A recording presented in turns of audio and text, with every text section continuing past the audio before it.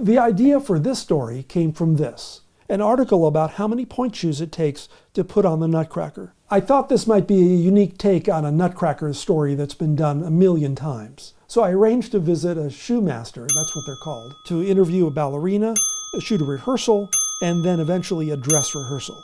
I asked the PR person to bring an extra pair of shoes to the shoot.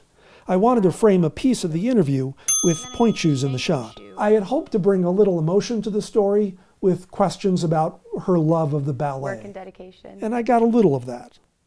The rehearsal, unfortunately, was a pretty short one. So to maximize the time, I put a GoPro on a tripod and rolled on a wide shot while I shot cuts with my JVC.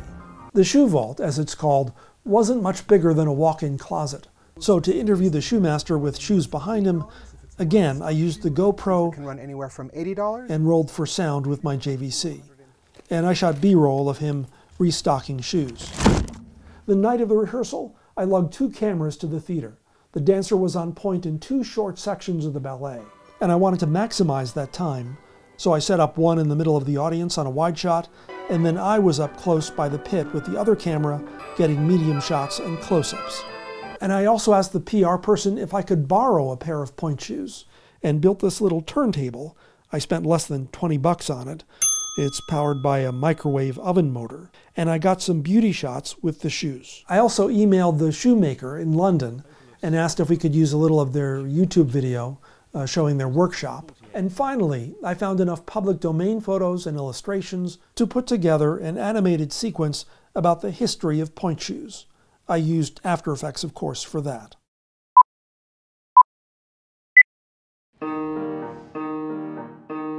It takes a lot to put on the Nutcracker. A lot of practice, hard work, and a lot Takes a lot of shoes. of shoes. The pointe shoes that help keep ballerinas like Lillian Cassell's on their toes.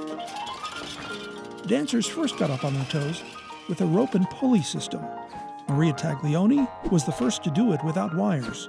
And then Anna Pavlova MacGyvered what's considered the first pointe shoe. Material-wise, there's not a lot to them, not much more than cloth and cardboard.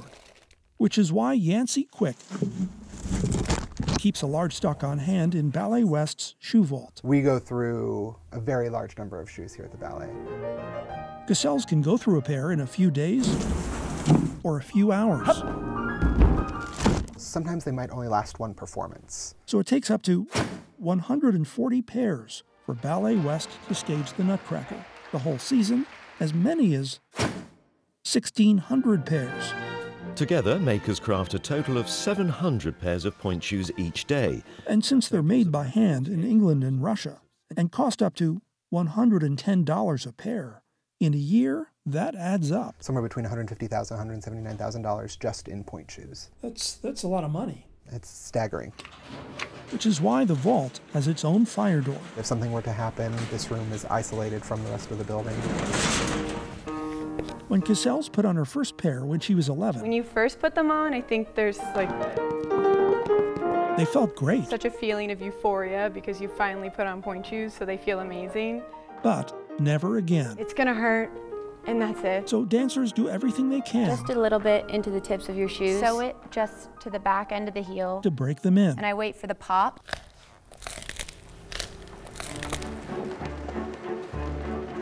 Since she first put them on, Cassell's has danced through, she figures, 500 to 600 pairs. A measure, perhaps, of all that it takes It's the work, to get here on stage. and dedication every dancer puts into it.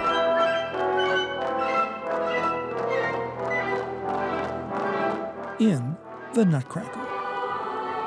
There's no way you could continue this art form unless it was something you loved so much. No one works in the arts unless they have a love of the arts. You have to love what you do. You have to find joy and excitement in it.